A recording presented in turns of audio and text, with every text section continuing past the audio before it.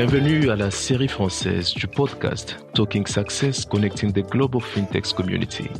Je suis John Saloumou et aujourd'hui je reçois pour vous Madame Mariem Ba Kane. Elle est présidente et fondatrice de Next Africa Finance Solutions. Next Africa Finance Solutions est une fintech créée en 2018 qui est basée à Abidjan en Côte d'Ivoire et qui opère en Afrique de l'Ouest et à l'international. Elle œuvre dans la digitalisation des services financiers. Aujourd'hui, je suis heureux de recevoir Madame Mariem. Mariem, bonjour. Bonjour John, c'est un plaisir d'être avec vous aujourd'hui. C'est un plaisir pour moi également. Comment ça va de votre côté? Ça va, tout va très bien. Je vous remercie. Tout se passe bien. On se prépare pour la fin de l'année. En tout cas, c'est vraiment une très bonne chose. De notre côté également, tout se passe très bien. Et vous êtes à Abidjan, c'est ça, n'est-ce pas? Oui, je suis bien à Abidjan. Ok. Et ce n'est pas très busy ces derniers temps à Abidjan? Beaucoup d'embouteillages. Mais Abidjan est une très belle ville. En tout cas, ça c'est une très bonne chose. Alors, Mariem, avec vous, nous allons discuter un peu sur plusieurs questions. Mais avant de commencer, est-ce que vous pouvez nous parler un peu plus sur votre parcours professionnel? Oui, avec grand plaisir. Concernant mon parcours professionnel, j'ai démarré ma carrière en France, après des études en Afrique et une spécialisation en France, où j'ai travaillé tout d'abord comme analyste quantitatif. Donc ce sont ceux qui travaillent sur les modèles mathématiques appliqués à la finance, qui valorisent des instruments financiers, qui font des prévisions sur les prix, etc. Et par la suite, j'ai travaillé sur tout ce qui était gestion des risques financiers, donc les différents risques, notamment beaucoup de risques de marché, de la validation de modèles financiers, etc.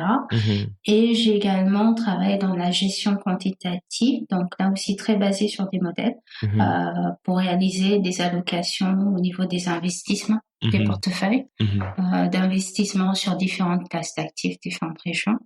Et ensuite, je suis arrivée en Côte d'Ivoire, où j'ai travaillé comme gérant aussi, responsable de la gestion sur le marché de la BRD.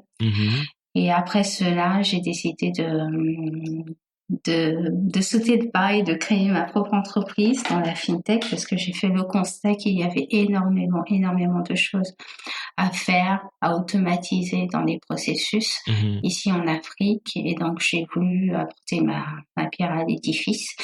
Et par ailleurs, je fais également du consulting auprès de la Banque africaine de développement. Ok. Donc, voilà à peu près pour mon parcours. En tout cas, non mais ça c'est vraiment un parcours très blindé si on peut le dire comme ça.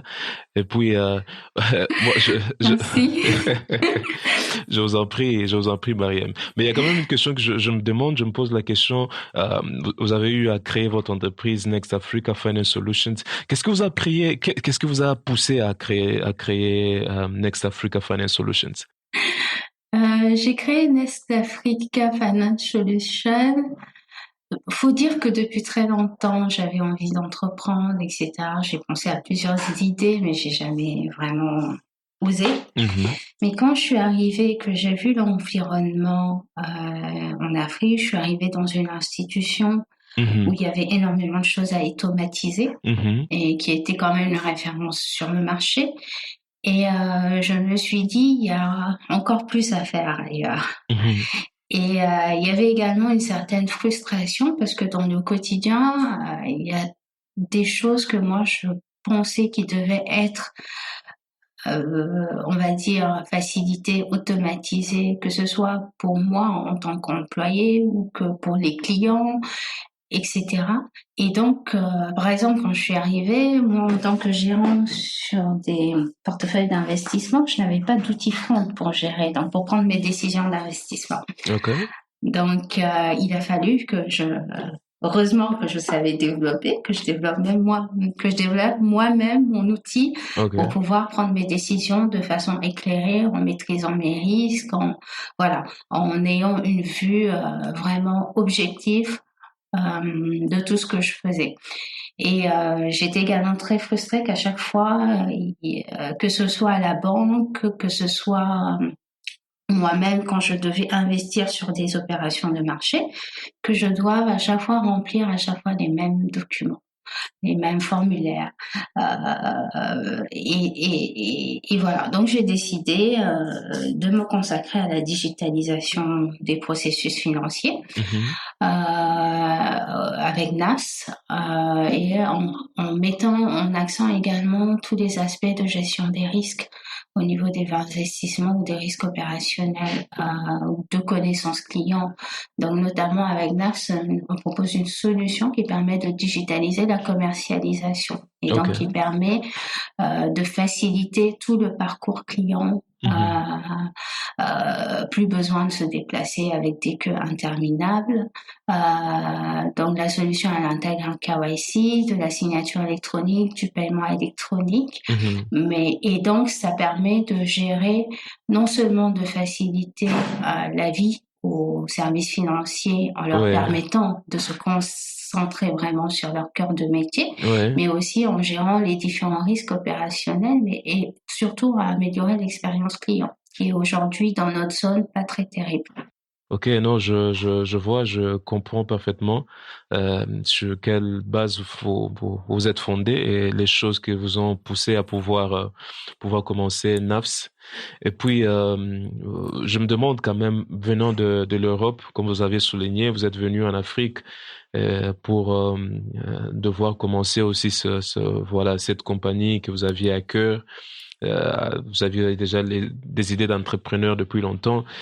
Je me demande, pour ceux qui veulent avoir un impact sur un nouveau marché, ceux qui veulent pénétrer un nouveau marché, qu'est-ce que suggérez-vous qu'ils devraient faire? Je dirais que l'une des premières choses à faire, c'est de comprendre les réalités et les habitudes du marché. Parce que d'un marché à l'autre, les choses ne sont pas forcément les mêmes, les manières de fonctionner, les cultures ne sont pas les mêmes, etc. Donc il y a un vrai travail d'analyse à faire là-dessus, même si je ne suis pas du tout adepte, par exemple, des business plans. Parce que je trouve que c'est je trouve que c'est une perte de temps. Moi, j'ai dû le faire à un moment parce que j'avais des contraintes par rapport à un agrément que je demandais. Mais je trouve que ce qui est beaucoup plus intéressant, c'est de partir sur des hypothèses, de les tester, de mesurer les résultats et d'ajuster.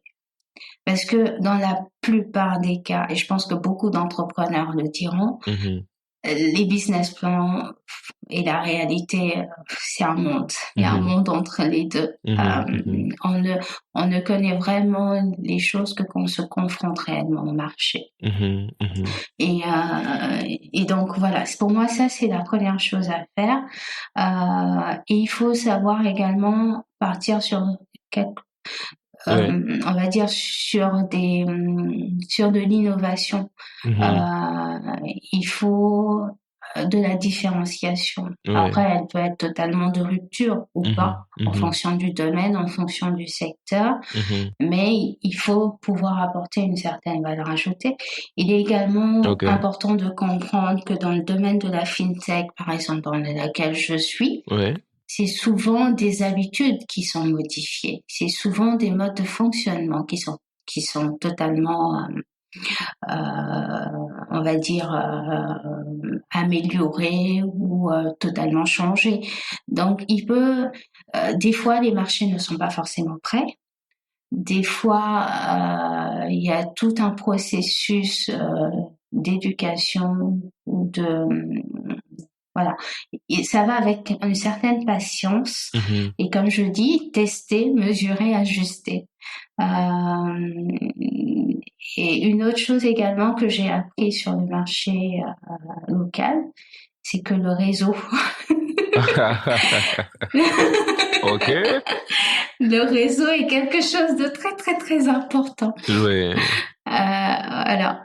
Donc, c'est vraiment ça. C'est vraiment, pour moi, il faut se confronter, essayer, modifier et avoir quand même une certaine expertise et un sens de la qualité qui est Je vois, Mariam. Lorsque vous parlez du réseau, est-ce que vous sous-entendez qu'il est important de bâtir son propre réseau?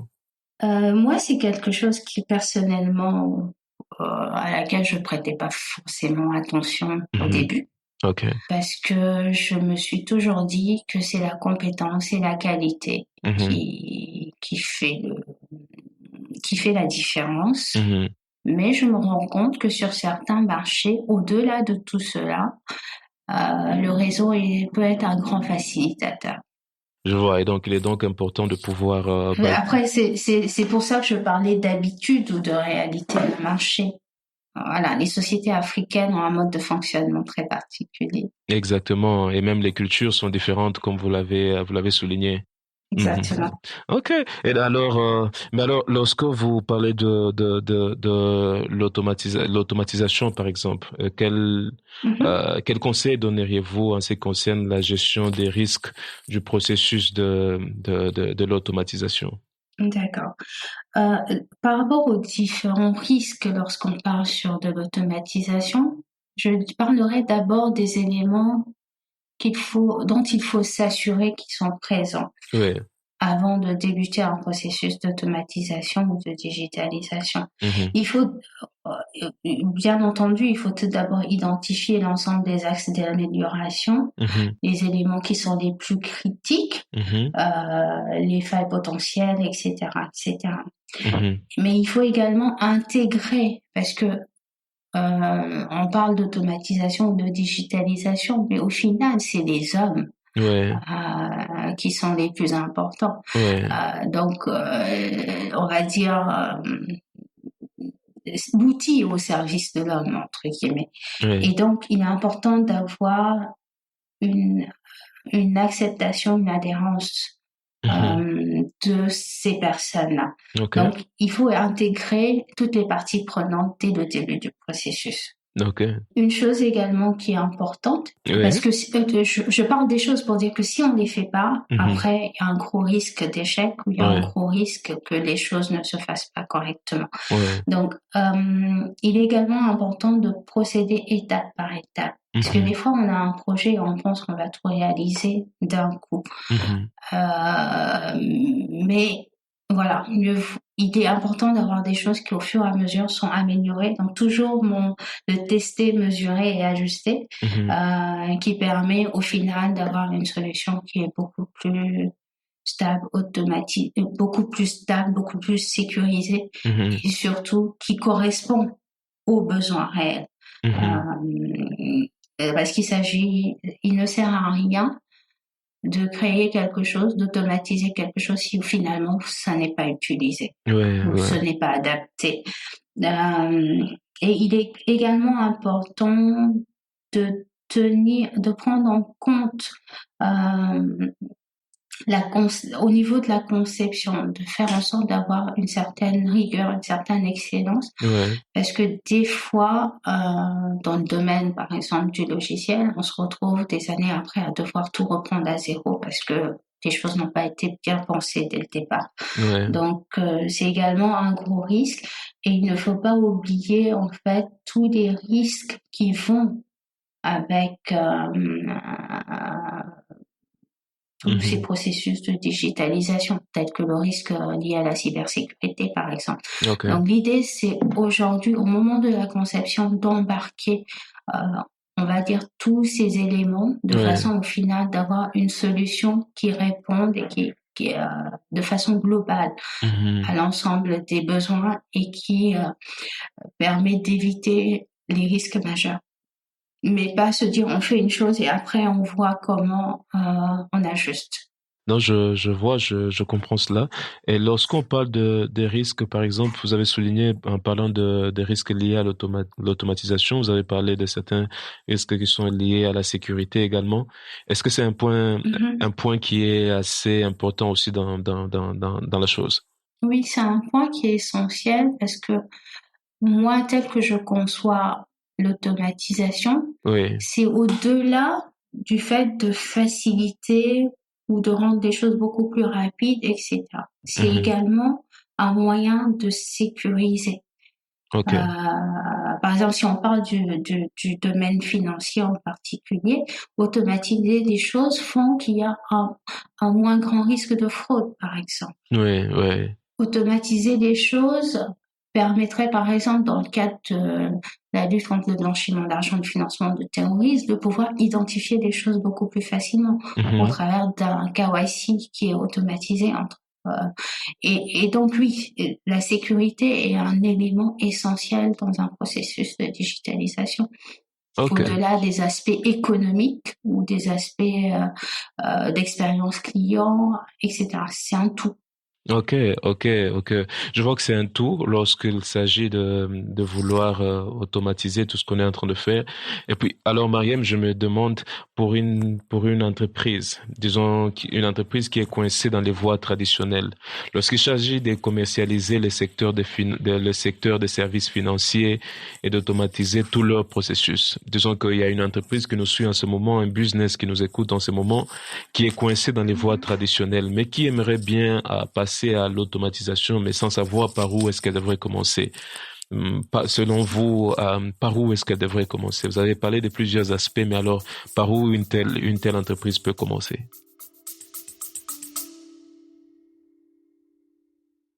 Scott, could you design a video game? I could make you a hypothetical one. If I took some random genres, mechanics, maybe blended them together, and created a new hypothetical game. Now that would make a great podcast. Undoubtedly. So what would you make? Something original and exciting? A Dark Souls city builder? A co-op roguelike? Everything. All of that. We could use the Nemesis system and put it in a first-person shooter. And we could have a loot system with survival mechanics and motion controls. And maybe you could, I don't know, save a kingdom from some out-of-control toasters. What about party? Catch the Gaming Blender on all your favourite podcast platforms.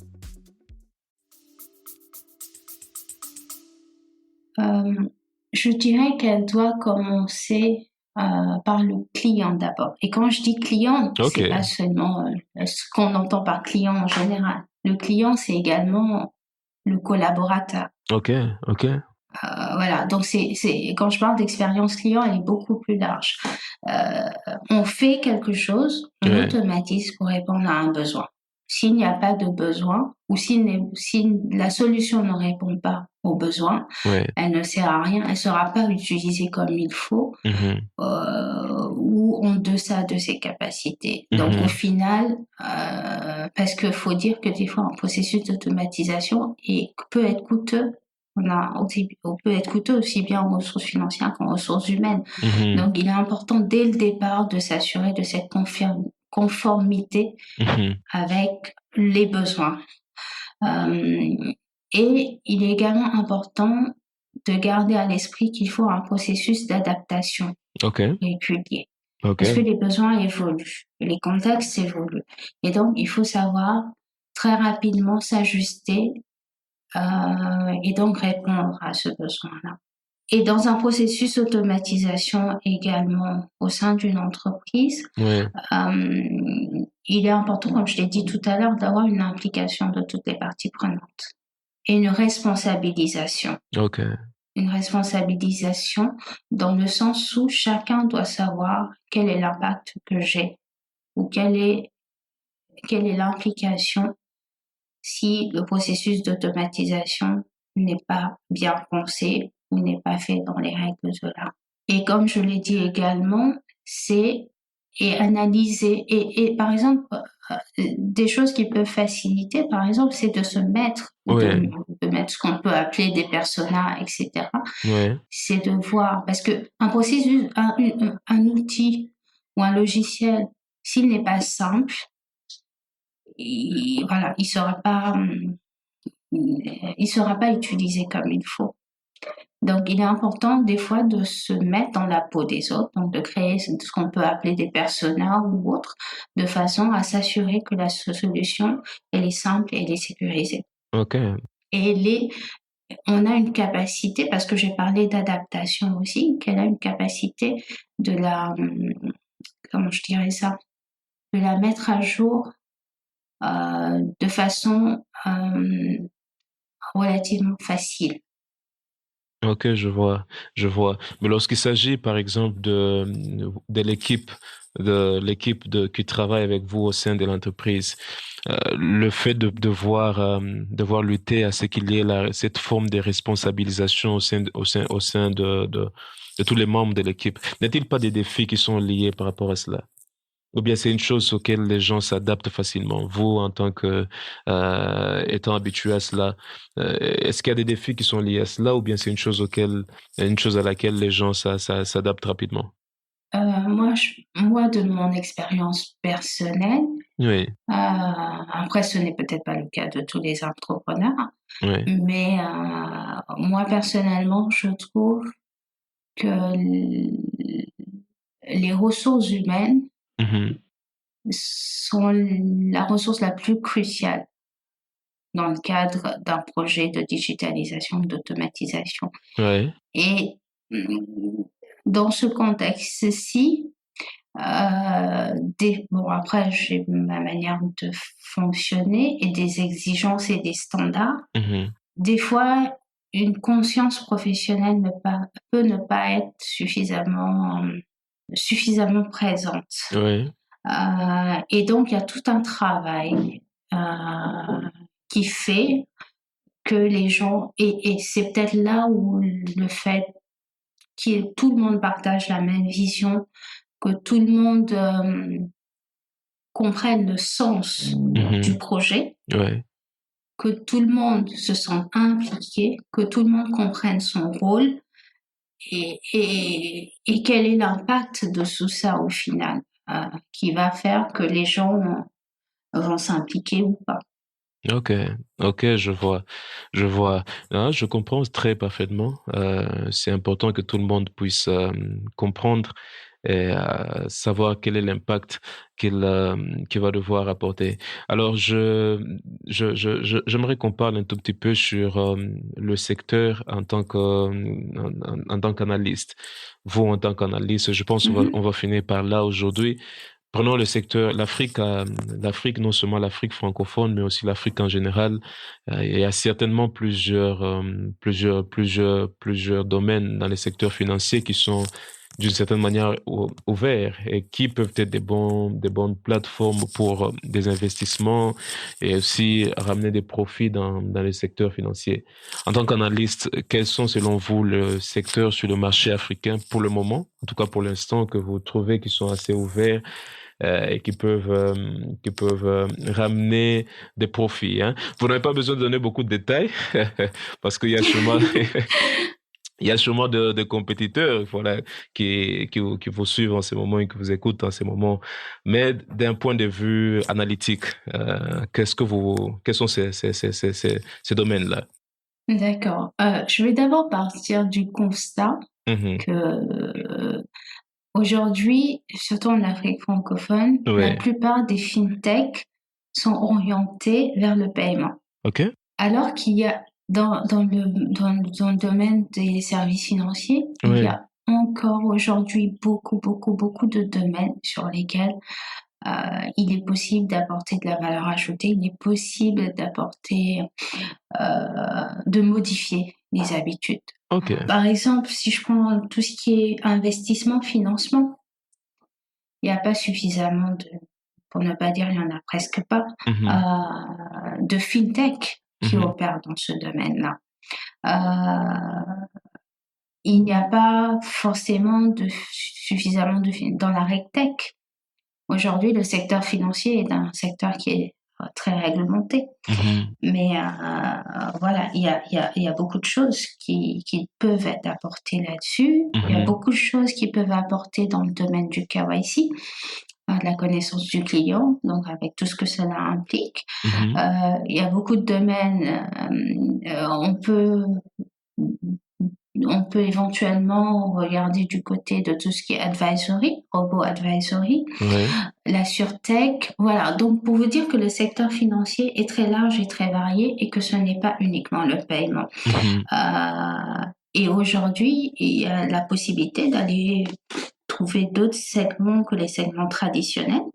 bancaires ou financiers traditionnels, auxquels on peut proposer d'autres types de produits qui sont beaucoup plus adaptés. Donc oui, j'ai envie de dire qu'il y a un boulevard. Ok, ok, je vois et je comprends parfaitement tout ce que vous avez eu à souligner. Vous avez souligné que le secteur financier est très varié et que ce n'est pas seulement le paiement sur lequel on devrait insister, mais il y a aussi d'autres choses Mhm, sur lesquelles on peut s'appuyer.